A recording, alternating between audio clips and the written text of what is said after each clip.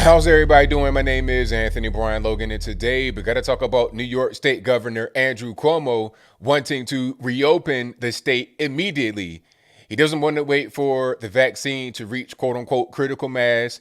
He doesn't want to wait for this or that or the third. He wants to go ahead and reopen immediately. Now, I remember quite a few people on mainstream media, social media, the leftist people on social media saying, hey, you can't do that right now. If you're suggesting that, you want to see grandma die, all this, that, and the third. Now, here's Andrew Cuomo himself saying it on television. Now, there's a lot I want to say about this particular clip, but let's go ahead and roll it first.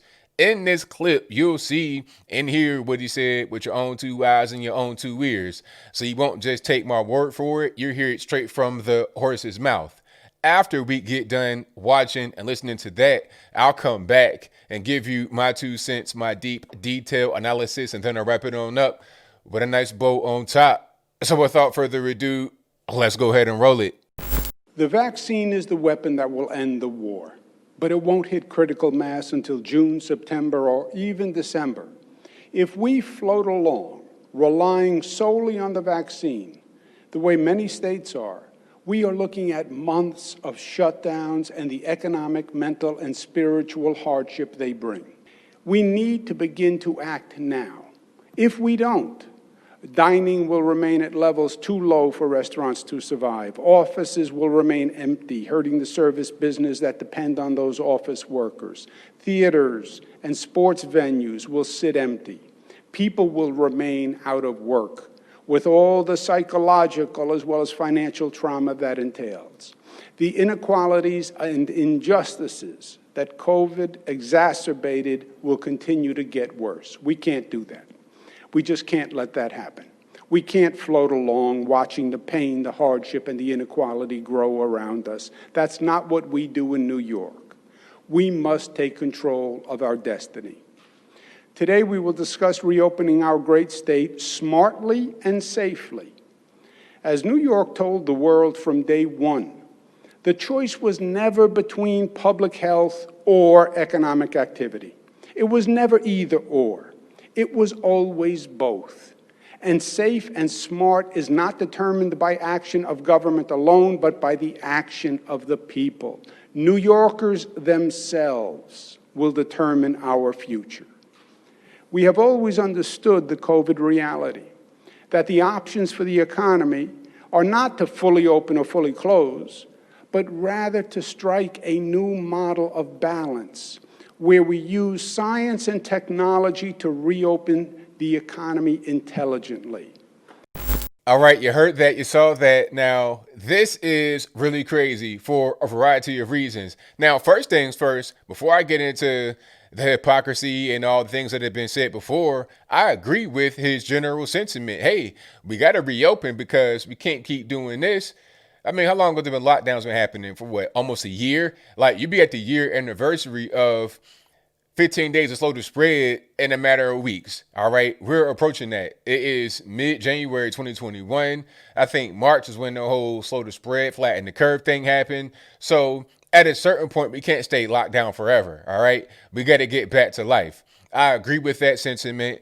We're pretty much back to life here in Tennessee. It's like that in Florida, Texas. People are getting back to their normal lives. The virus is out there. People are catching it and they're dying. I understand, but people die from a lot of different things all the time. You can't just keep your country, your state, your city, or whatever locked down. It doesn't make any sense. So the general idea behind what he's saying, I agree with. However, when it was brought up to Cuomo, let's get back to normal, open the schools back up, kids can't just stay locked down. He's wanting to have all kind of disagreements. You wanting to keep, like you're trying to reopen the schools and you close them back. It's all kind of back and forth. You got this whole thing about stay home and don't go anywhere. Everything's shutting down. People are leaving New York State and the city especially. I heard that it was about 300,000 to 400,000 that left New York City alone. If I'm wrong about that, let me know in the comments below. But you're talking about hundreds of thousands of people, and they're not coming back. Some of them may come back, but for the most part, they're not coming back. Why would they come back? For what? if you have a person that has left New York, they've been gone for almost a year, and they're living in Florida now. They got a whole a family. The whole family's out there. They done bought a house. They got a job out there, or they work remotely. Look at it like this: if you can work remotely from anywhere in the country, why would it be New York City? All right, expensive, it's dirty, bad mayor. They're talking about Andrew Yang's going to run to try and oust Bill de Blasio, but he'll be just the same as Bill de Blasio, if not worse. Okay, you go from a guy that's generally hated, who has weird policies, to a guy that people don't really know like that, who will become hated with even worse policies. But that's a different story, and I digress. The whole point is that if you have left New York and you've been gone for a while, and you, like, say you live in North Carolina, Virginia, Florida, Georgia, somewhere, like Andrew Yang is living right now. But again, I digress. If you live down in these places and you have a better life experience, lower cost of living, you bought a house and your family settled down there, why would you come back to New York? Let alone New York City. Did you know that there is um, um, a state tax, like a state income tax in New York State, and there's also a city income tax in New York City? That is absurd. I've never seen that before. Like I know about business taxes, but you got to pay an income tax in New York City and the state and the federal government. So if you're living in Texas where no such thing exists except for the federal thing that everybody pays, why would you come back to New York? So really what de Blasio and Cuomo and the whole gang up there in New York have done is shoo away their successful people, people that are kind of advantageous to the state and the city. They've totally just shooed them away. And what are you going to be left with? Let's not talk about the New York Police Department being defunded, where you can be arrested on second degree murder charges and not even have to pay any bail to get out and say, okay, let's see your charges. Second degree murder, you didn't kill three people with an axe, dismember their bodies, all this. Okay, you did that.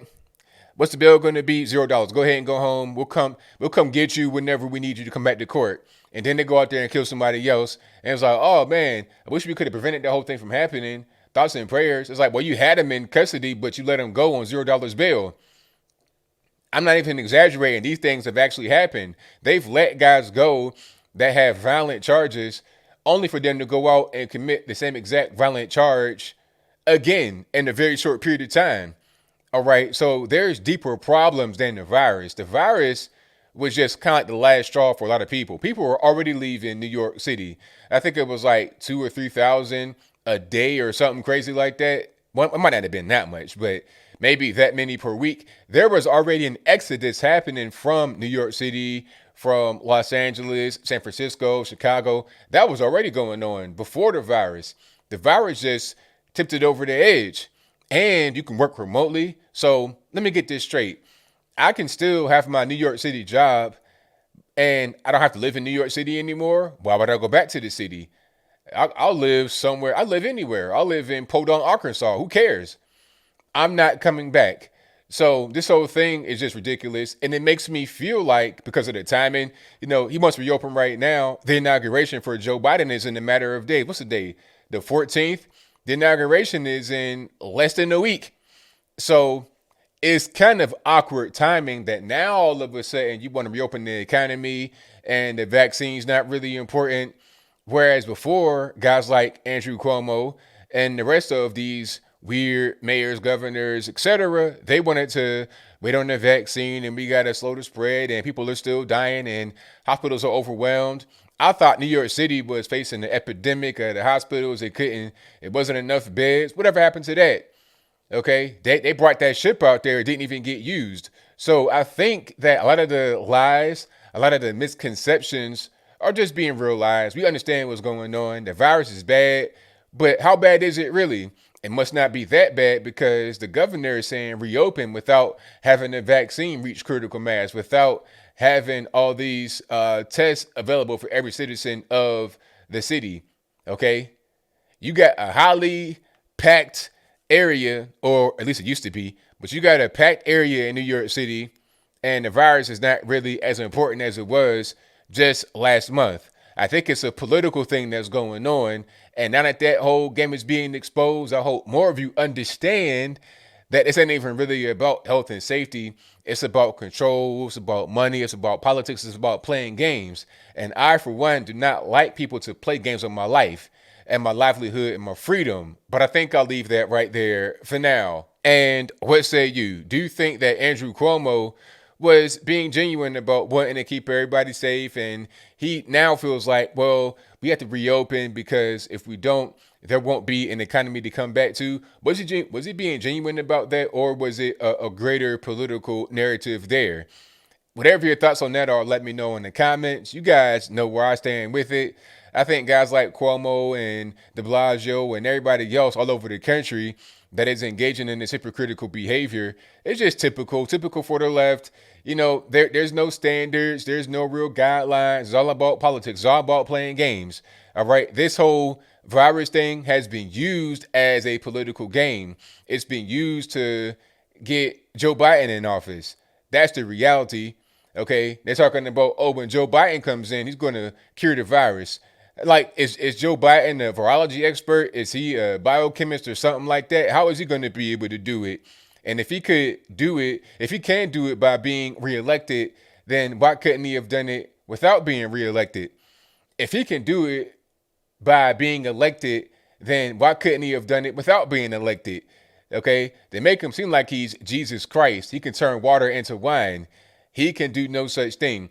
People are going to open back up and get back to normal because it's no longer politically expedient, in my humble opinion. But whatever your thoughts are, please let me know in the comments below. And that's all I got to say for this video. If you like what you heard, please comment, rate, share, and subscribe. Peace.